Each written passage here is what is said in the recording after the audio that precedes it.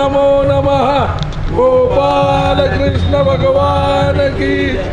लोकाभिरामं रणरङ्गवीरं राजीवनेत्रं धर्मं सनातनं कारुण्यरूपं करुणाकरं श्रीरामचन्द्रं शरणं प्रपद्ये। मनोजवं मारुततुल्यवेगं जितेन्द्रियं बुद्धिमतां वरिष्ठं वातात्मजं श्रीरामदूतं कृष्णाय वासुदेवाय हरे परमात्मने प्रणतक्लेशनाशाय गोविन्दाय नमो नमः। गोविन्दाय नमो नमः। गोविन्दाय नमो नमः। अमृतपुत्रो महातेजो सत्तादेवानुनि तस्य स्मरणमात्रेण सर्वपापप्रमोच्यते। सर्वपापप्रमोच्यते। सर्वपापप्रमोच्यते। वाराणस्य भैरवदेव संसारभयनाशनं अनेकजन्मकृतं पापं दर्शनेन विनश्यन्ते। दर्शनेन विनश्यन्ते। श्री राम जय जय राम। जय राम जय राम जय जय राम। श्री राम जय राम जय जय राम। श्री राम जय राम जय जय राम। श्री राम जय राम जय जय राम। श्री राम जय राम जय जय राम। श्री राम जय राम जय जय राम। श्री राम जय राम जय जय राम। श्री राम जय राम जय जय राम। श्री राम जय राम जय जय राम। राजाधिराज रामचंद्र भगवान, पवन सुत हनुमान, उमापति महादेव, नमः पार्वती। हर हर महादेव। सीताकांत स्मरण जय जय राम। जय जय भूरी। श्री गणेशाय नमः। श्री सरस्वत्यै नमः। श्री गुरुभ्यो नमो नमः। दिगंबरा दिगंबरा श्रीपादवल्लभ दिगंबरा।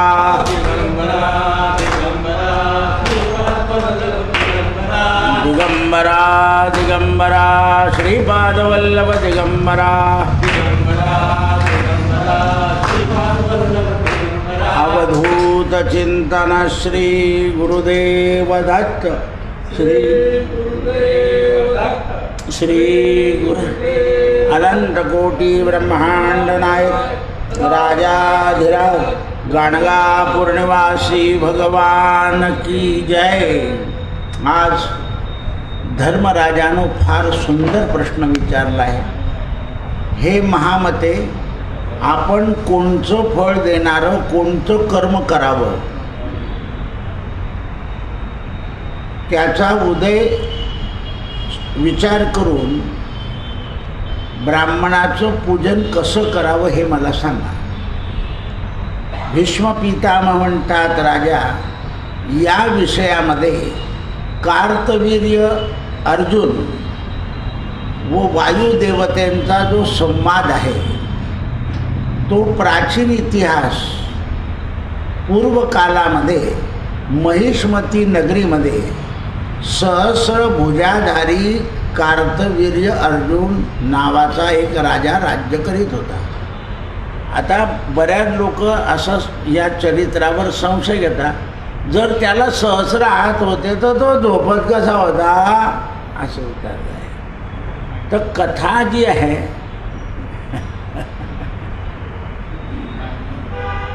हे समजलं पाहिजे की 1000 हात त्याने मागितले केव्हा आहे,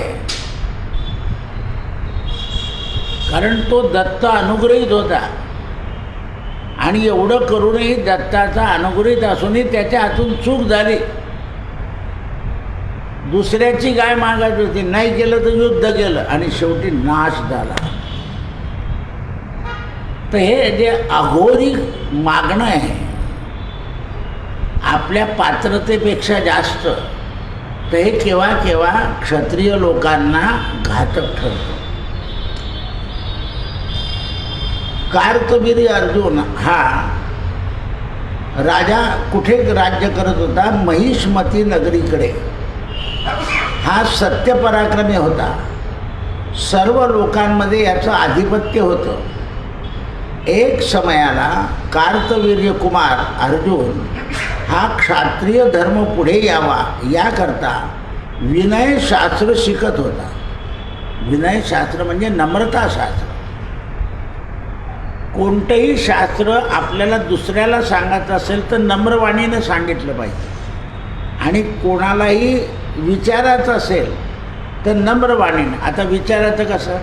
किंवा हे मला समजत नाही, माझ्या बुद्धीत बसत नाही, हे मला समजावून सांगा, असं ज्याला शास्त्र पाहिजे त्याने सांगायचं.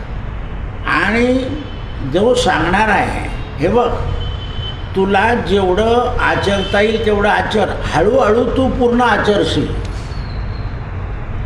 असं दोघां ठिकाणी विनय पाहिजे. सांगणाऱ्याच्याही ठिकाणी. आत्ता माझ्याकडे भक्त आला होता, त्याने कुठेतरी कथा ऐकली असेल आता परवा, तर म्हणे दादा मला एकादशी करायची. तर म्हटलं सकाळी उठ, स्नान कर, हातात पाणी घे, देवा तुमची कृपा झाली म्हणून मला एकादशी करायची इच्छा झाली आहे. खरं देवाच्या कृपेशिवाय एकादशीची इच्छा होत नाही. मग आणि सांग की हे व्रत माझ्याकडून तुम्ही शेवटपर्यंत पूर्ण करून घ्या. आत्ता सांगितलं मी. माझ्यासमोर हा का कोणतरी होतं आधी, हां तो होता. हे असं आहे.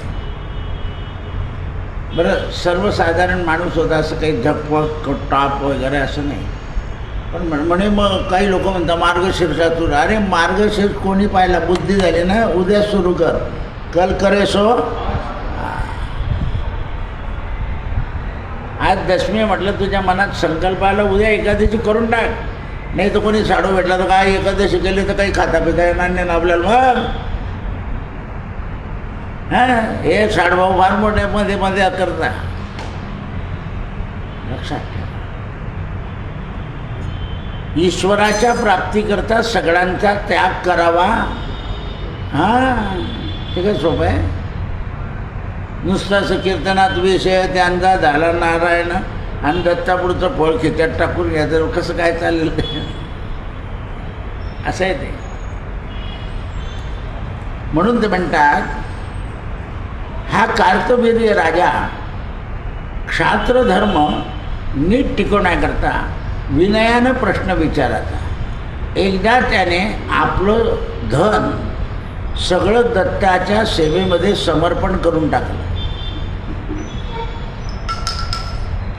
आणि दत्त धनाने प्रसन्न नाही होत, पण याची समर्पण भावना आहे एवढ्याने दत्त प्रसन्न झाले. देवाला आपण जे धन देतो, बाय शब्द बरोबर आलाय, समर्पण. देवाला दान नाही देत आहे, देवाला धन समर्पण करायचं आहे. म्हणून समर्पयामी. त्यावेळेला दत्त भगवान संतुष्ट झाले आणि राजाला सांगितलं, राजा तू 3 वर माग. कारण राजाचं पुढचं भविष्य दत्ताला माहिती होतं. 3 वर माग. तेव्हा राजा म्हणाला, भगवान मला युद्धामध्ये 1000 भुजा पाहिजे, पण मी घरी आला की 2च. असं आहे ते. मी जेव्हा युद्धाला उभा राहील तेव्हा मला 1000 हात झाले.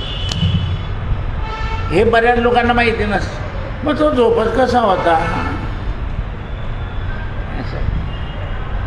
म्हणून कोणत्याही परमार्थाच्या चरित्राचा संशय घेऊ नका, ते पूर्ण माहिती पाहिजे. बरं आता ह्या ज्या खुब्या आहे ना, ते ह्या वरवरच्या लोकांना माहिती नसतं. हे वरवरच्या लोकांना माहिती नसतं. आणि ते म्हणताना वासच आहे, तर ते सज्जनांना विचारा. बरं, सज्जनी काय करतात की हा टवाळ प्रश्न विचारून भाऊ मला माहिती नाही, तू कोणाला विचारून दे. कारण टवाळाला हे सांगायचं नसतं. तो टवाळ काय करतो, आपल्याकडून ऐकून बघून दुसऱ्याला आणखीन पाटीत ते सांगतो. कावळेकुंडीच्या भाषेत त्याला एक शब्द आहे, पड्या मिठ्ठू. जेवढं शिकवलं तेवढंच बोलतो तो. ज्ञानेश्वराच्या काकाचं नाव कोणाला विचार. ही अशी जी माणसं असतात, यांच्याने परमार्थ हा आहे ना, हा अज्ञान पसरतं परमार्थामध्ये. म्हणून क्षात्र धर्म हा टिकला पाहिजे. पुढे रणभूमीमध्ये सैन्य माझ्या एकाच बाजूनं दृष्टिगोचर केल्यावर ते बलवान झालं पाहिजे. म्हणजे मी नुसती अशी दृष्टी टाकली सैन्याकडे, जसं आमच्या पोलीस खात्यात शब्द आहे सावधान, बस एवढाच शब्द बोलायचा अवकाश आहे, झाले सगळे सावधान. कोण तो म्हातारा जरी पोलीस असेल तरी तो टाईट होऊन जातो, सावधान. म्हणून ते म्हणतात, मला जीवनात आलस्यरहित पालन करायचं आहे. खलास. क्षत्रियाला काय पाहिजे, आळस नको. ज्या क्षत्रियाला आणि ज्या व्यापाऱ्याला आणि ज्या ब्राह्मणाला आळस आला तो संपला. आलस्यम कार्यनाशाय बुद्धिनाशाय निर्धनम. 9 वाजेपर्यंत पाणी राहतं आणि ते कधी 7ला चाललं गेलं तर काय करशील. म्हणून पाणी आलं की आधी भरून येईन, मग भले झोप. नाही आणून देऊ गोशाळेतून 3 कॅन ते फिल्टर केलेलं पाणी विकत मिळतं गोशाळेमध्ये. असं ना, परमार्थाकरता आळस, व्यवहाराकरता आळस. आणि क्षत्रियाला आळस नको. नौकराला सुद्धा आळस नाही तर मालकाचे बोलणे खावे लागतात.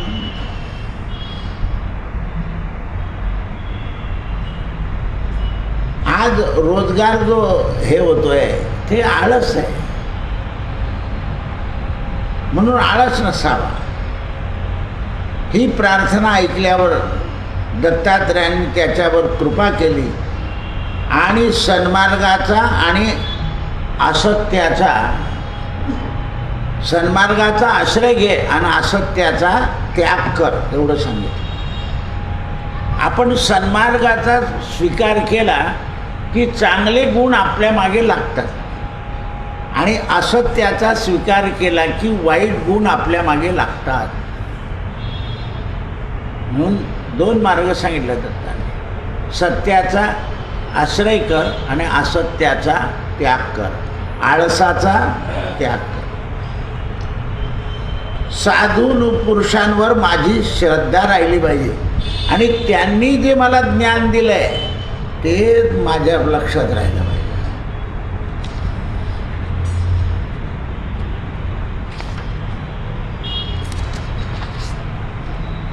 अशा प्रकारची प्रार्थना केल्यावर दत्तात्रयांनी तथास्तु म्हटलं.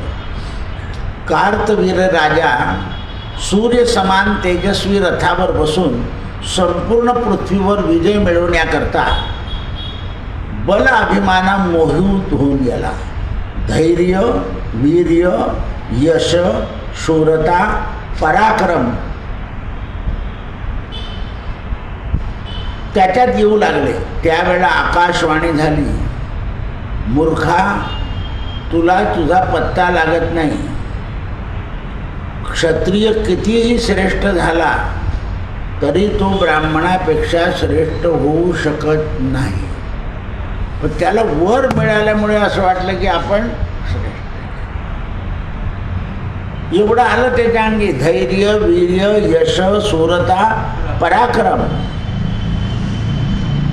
त्याला असं वाटायला की आपल्यासारखं कोणी नाही. तेव्हा आकाशवाणीने सांगितलं की तू ब्राह्मणाची सहाय्यता कायम ठेव, नाही तर नष्ट होशील. कार्तवीर्य राजा प्रसन्न होऊन काम करू लागला.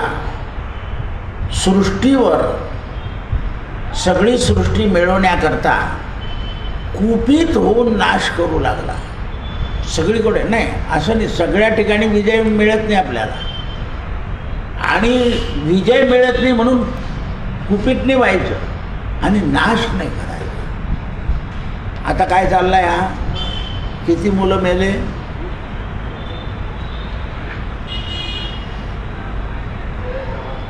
बरं. त्यांच्या नाशामुळे जगात अस्थिरता झाली.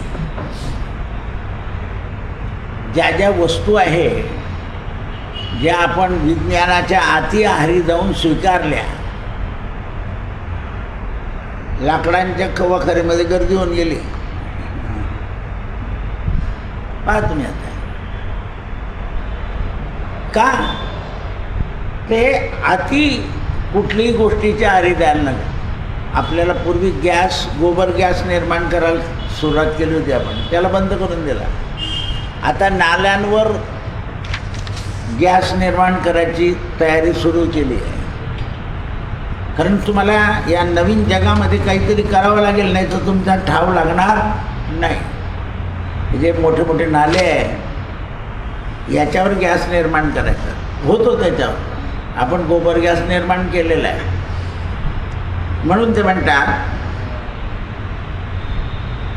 ब्राह्मण क्षत्रियाचा आश्रय नाही घेत, क्षत्रियाला ब्राह्मणांचा आश्रय घ्यावा लागतो. कारण प्रजापालन क्षत्रिय अहंकारात करतो आणि ब्राह्मण त्याला अहंकारापासून दूर करतो.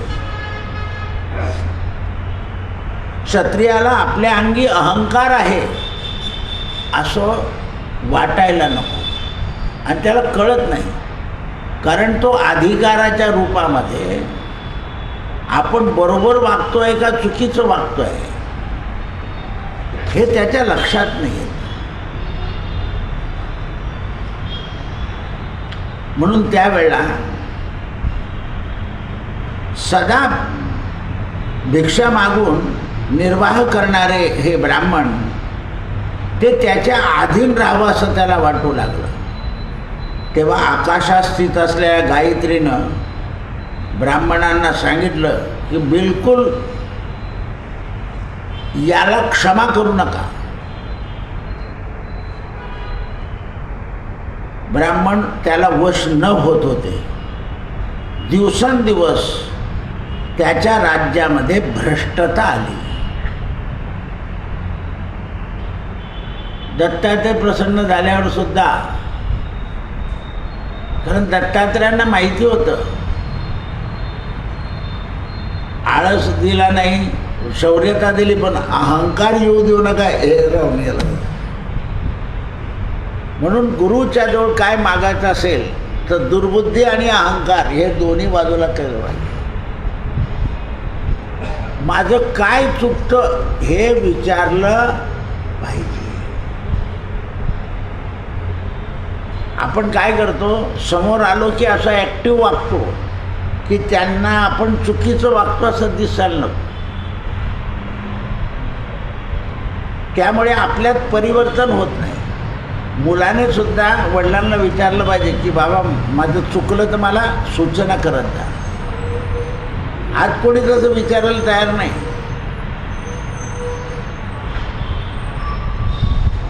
विचारायला तयार. आता व्यापार हे झाला आहे. सिंधी लोक पहा तुम्ही, सकाळी 10ला गेले की रात्री 10पर्यंत ते तिकडेच राहतात. आपण काय म्हणतो, कोणी येत नाही की एकदा घरी चक्कर मारून संपलं, ते तिथेच राहतात. 11 वाजता जेवतायत. रात्री तुम्ही त्या गल्लीत गेले तर 11 साडे11ला कुकरच्या शिट्या ऐकू येतात. कारण परिस्थिती कठीण आहे ना, सामोरं जायचं आहे तर आपल्याला तसं केलंच पाहिजे. आपण 4च्या ऐवजी 5ला जाऊ, कोणी नसतं. कारण व्यापार आहे तो. म्हणून आपल्या लोकांच्या हातातून व्यापारसुद्धा निघून चालला आहे. आता तो सकाळी टेलर म्हणत होता ना, बिहारचे टेलर आले म्हणे, कापड बी तेच देतात, शिवून देतात, कमी पैसे घेतात. आपले टेलर यात्रा कंपनी काढली. असं आहे, हे होऊन जातं. अंतरिक्षामध्ये वायुदेवतानं कार्तवीर्य राजाच्या दूषित भावनाचा त्याग करायला सांगितला. आकाशवाणीने सांगितलं की कार्तवीर्या, तुझी जी दूषित भावना आहे त्याचा त्याग कर. तू विद्वानांना नमस्कार कर. राज्य जास्त वाढलं नाही तरी चालेल, तुला ब्राह्मण शक्तीचा अनुभव आल्याशिवाय कळणार नाही. कार्तवीर्य राजा वायुदेवाला म्हणाला, ब्राह्मणांच्या प्रती भक्ती आणि अनुराग याचा परिचय मला सांगा. वायुदेवता म्हणाले, हे मूर्खा, महात्मा ब्राह्मणांना कोणत्या गुणानं तू त्यांच्याकडे पाहशील? त्यांच्या अंगी असे विशेष गुण नसतात. तू ऐक, ते पृथ्वीला माता म्हणतात, जलाला पिता म्हणतात, अग्नीला बंधू म्हणतात आणि यांची सेवा करत राहतात, म्हणून त्यांचे गुण कोणालाही वरतून दिसत नाही. पृथ्वीला माता, जलाला पिता आणि अग्नीला बंधू, म्हणून आपल्यापेक्षा ते श्रेष्ठ आहे एवढं लक्षात ठेव. एक वेळा राजा आपल्या स्पर्धेमध्ये पृथ्वीची अधिष्ठात्री देवता धारण करण्याकरता म्हणजे धरणीत्व चहूबाजूला फिरू लागला. त्या समयी विप्रवर काश्यपानं आपली शक्ती या पृथ्वीवर राखून ठेवली. आपली शक्ती या पृथ्वीवर राखून ठेवली. त्यामुळे ब्राह्मण, मर्त्य, स्वर्ग या ठिकाणी अंगिरस मुनीनं जलाची दूध करून टाकलं. त्यामुळे पाण्यानं कोणी तृप्त होत नसेल, कारण जी पाण्याची तहान आहे ती दुधाने जात नाही. थोडंसं ताक प्यायला तर जाईल, कारण पाण्यामध्ये ताक असतं, पाण्याला पाणीच लागतं. पण मी तिथे ते 2 घडे भरूनच ठेवले, कारण असं नाही आहे, कोणी जीव असो त्याला लागणारच ते. प्राणी आहे, प्राण्याला सुद्धा लागतं. नळाची धार पडत असेल तर कावळा चिमणी सुद्धा बसून असं तिरपं पाणी पिऊन घेतात. म्हणून लोक कुत्रे, मांजरे यांच्याकरता बाहेर उन्हाळ्यामध्ये पाणी ठेवतात. त्याचं कारण काय आहे? जल हे आवश्यक आहे. पाणपोया लावतात लोक, कुत्रा काय होईना तर पाहिल तो पाणी. तर ह्या ज्या स्थिती आहे, जल हे ब्रह्म आहे. म्हणून म्हटलं रात्रभर पडलं पाहिजे, जरा तिथे काडी घाला, थेंब ते पडेल. ते लोक काय करतात, पडत नाही, काडी काढून टाकतात. सगळे वत्सला निवासमध्ये राहणार आहे. आपण गेल्यावर पाणी कोण टाकेल रात्री?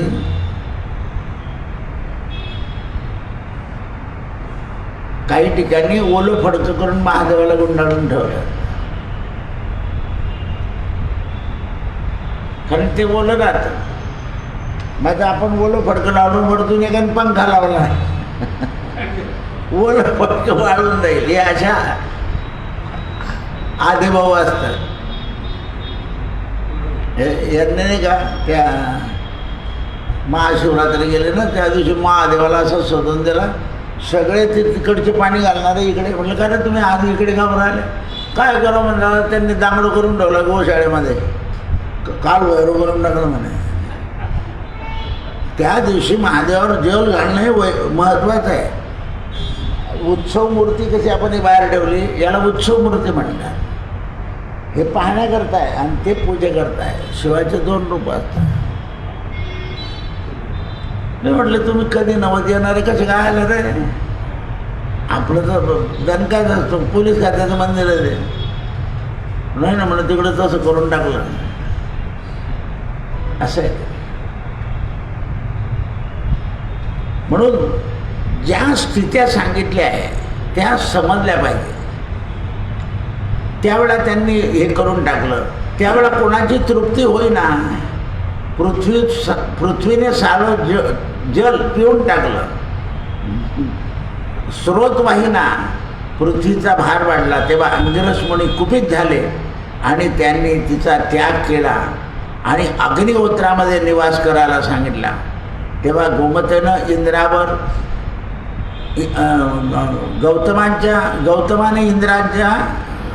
इंद्राने गौतमांच्या अहिल्यावर आसक्त होऊन कारण म्हणून श्राप दिला आणि धर्माच्या रक्षणाकरता गंगा गोदावरी खाली आणायला लावली.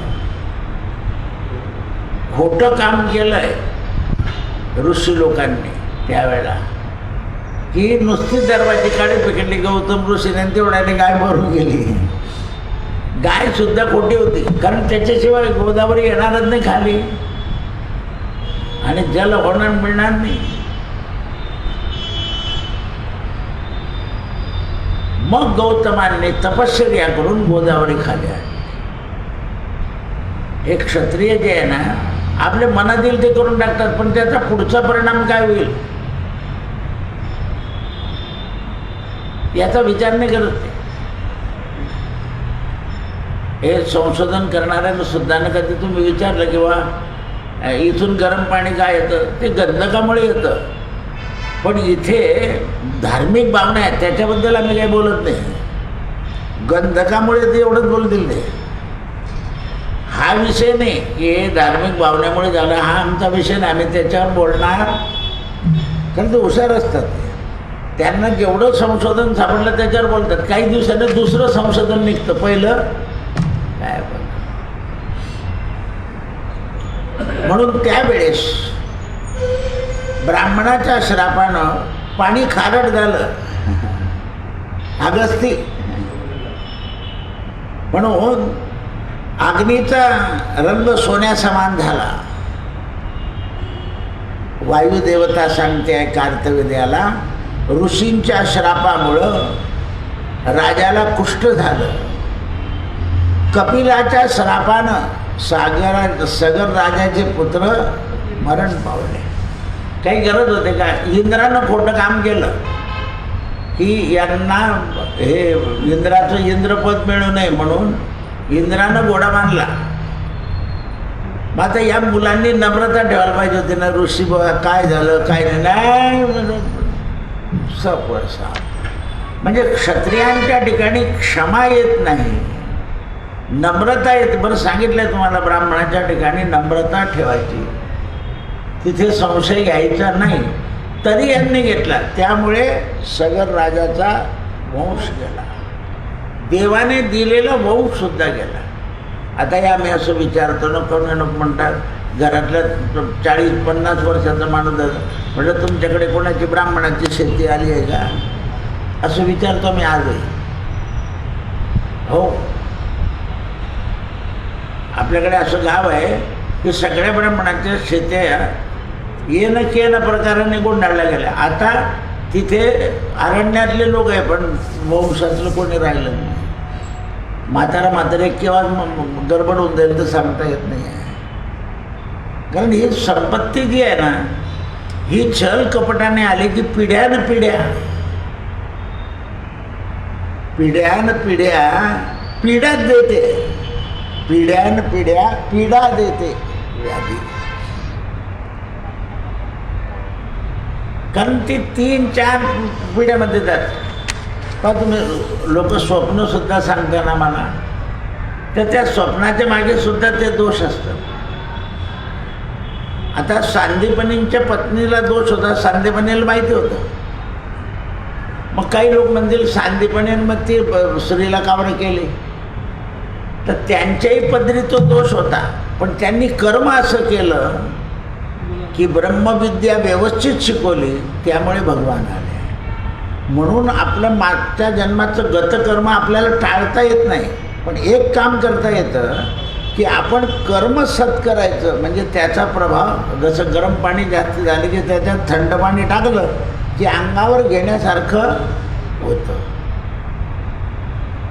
तर सत्कर्माने काय होतात, दुष्कर्मांचे प्रभाव जे आहे ना ते कमी होत जातात. म्हणून सत्कर्म योगे वय घालवाय. आपण काय करतो, काही दिवस सत्कर्म करतो, पुन्हा आपलं ते दोष उभे करतो. म्हणून सत्कर्म करत जावं. राजा दंडक राजाला सुद्धा शुक्राचार्यांच्या श्रापामुळं आपलं राज्य अरण्य करावं लागलं. आपण जिथे राहतो तेच.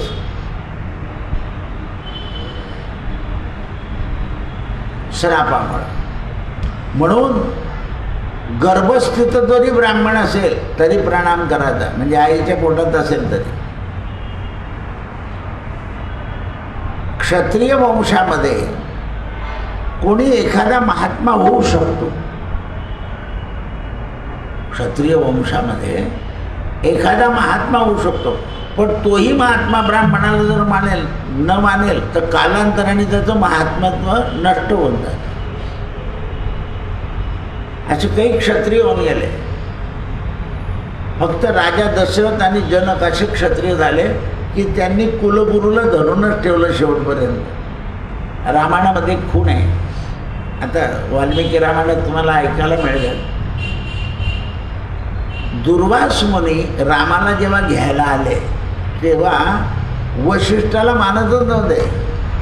तर रामाने पाहिलं की दुर्वास मुनी येत आहे, तर राममध्ये चालले गेले.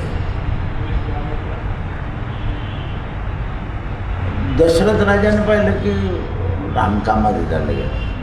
तर दुर्वासांना देवाने दर्शन नाही दिलं आणि इतकेही शापादपी होते, पण एकही यज्ञ पूर्ण होत नव्हता. यज्ञात काही विघ्न आहेत.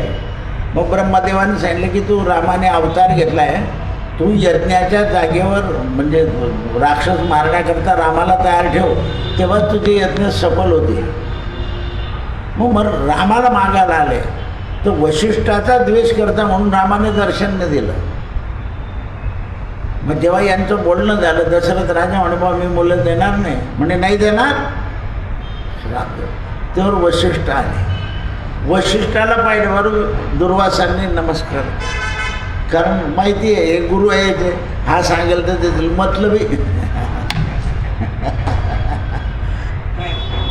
मतलबी तुम्ही शब्द टाका ना बा.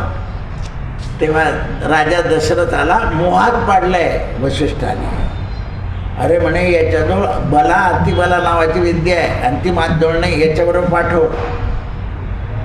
जेव्हा वशिष्ठाने सांगितलं तेव्हा राम बाहेर आले आणि मग दुर्वासांना रामाचं दर्शन झालं. पण तुम्ही ब्राह्मणांचा द्वेष करतात म्हणून राममध्ये चालले.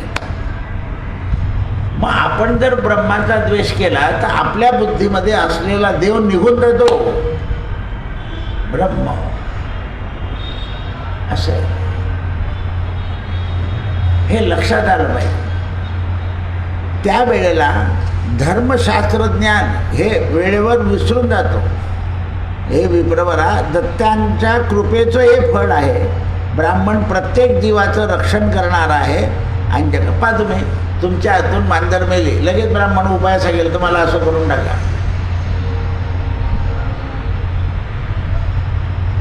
असं आहे. कारण तो झालेल्या गोष्टीचं क्षालन करतो.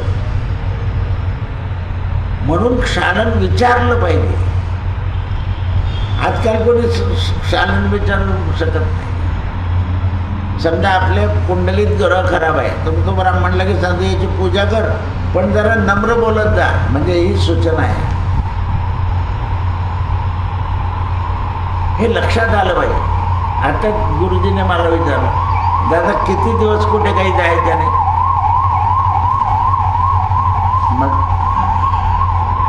म्हटलं तुम्ही श्राद्ध करून आले आणि 6 महिना तरी कुठे जेवायचं नाही. काशीला जाऊन आलं ना, जेवायचं नाही. अंत्ययात्रेच्या ठिकाणी, श्राद्धाच्या ठिकाणी. कारण तत्फलम, आपण जे श्राद्ध करतो ते सगळ्या देवता आपल्या शरीरामध्ये वास्तव्य करतात. म्हणून श्राद्धाच्या दिवशी भूमी आपण श्राद्धाचं जेवून आल्यावर सुद्धा ज्या माणसाच्या नावाने आपण बसतो तिथे तो मनुष्य आपल्या शरीरामध्ये वास्तव्य करतो. जो मुलगा श्राद्ध करतो त्याच्यामध्ये सुद्धा आपले पितर वस्त्र, म्हणून त्या दिवशी संध्याकाळी जेवायचं नाही.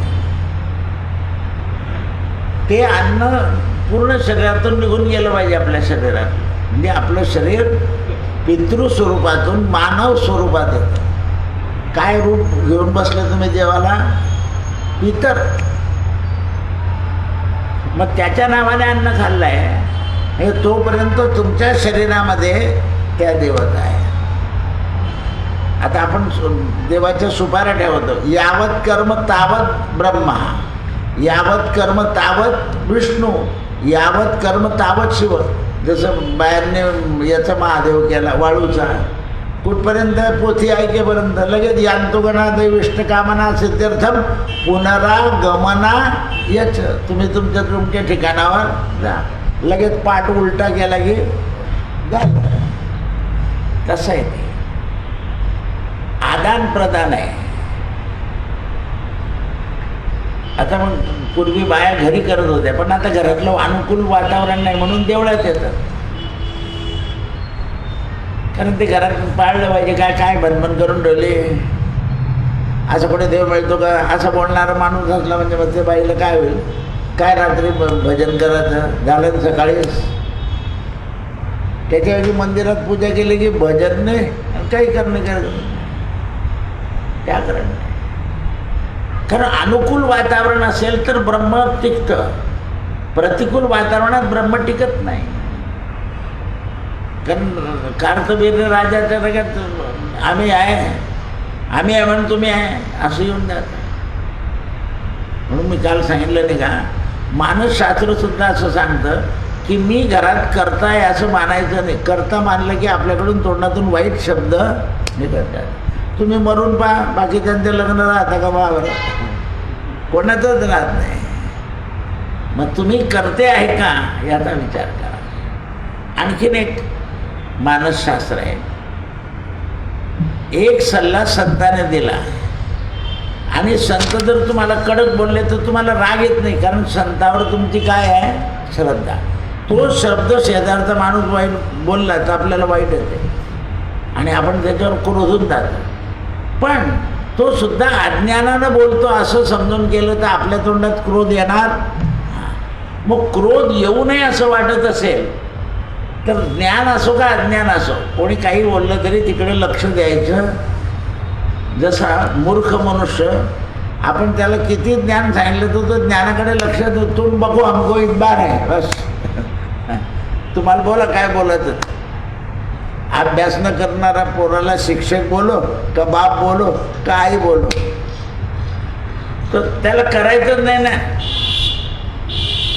तसं आहे. म्हणून ते म्हणतात अव्यक्त स्वरूप अविनाशी स्वरूप ब्रह्मदेव सांगतात ब्राह्मण आहे. हे सगळं ऐकल्यावर कार्तवीर राजा शांत झाला. वायुदेवताने पुन्हा आरंभ केला. वायुदेवता म्हणाल्या पूर्वकालातली गोष्ट आहे. अंग नावाच्या राजानं या पृथ्वीवर ब्राह्मणांना त्रास दिला. अंगराजाने सन्मान केला आणि वेन राजानं त्रास दिला मुलाने. अंग म्हणजे शरीर आणि वेन म्हणजे विचार. कोणाचं शरीर वाईट नाही आहे, त्या ठिकाणी ते विचार जे येतात ते वाईट आहे. आणि अंग राजाला का तर पत्नी तशी मिळाली होती, तिचं नाव सुनीथा. तिला ब्राह्मणाचा श्राप होता. म्हणून कुमारिका मुलीला शिवाचं व्रत जे देतात त्याचं कारण आहे तिच्या हातून अज्ञानानं जे काही झालं असेल त्याचं क्षालन होतं. आता बा तुम्ही व्रताकडे या मुली लक्ष देत नाही तर मुलीसुद्धा रिव्हॉल्वर वापरायला लागल्या, नवऱ्याला मारायला लागल्या. पूर्वी उलट होतं, आता त्याचं उलट होतं. त्याचं कारण व्रतवैकल्य न केल्यामुळे ती जी पाप आहे ती नष्ट झालेली नाही. मग आता कलियुगामध्ये व्रतवैकल्य कठीण आहे तर ईश्वर स्मरण केलं पाहिजे. जेवढं आपल्या घरामध्ये सामुदायिक प्रार्थना सामुदायिक उपासना, सामुदायिक जप होईल, तेवढ्या पापाचं क्षालन होईल. कृष्णार्पणमस्तु. सत्यगुरुराये कृपा मज केली, परिणाई घडली सापडविले वाटे, जाता गंगा स्नाना भोजना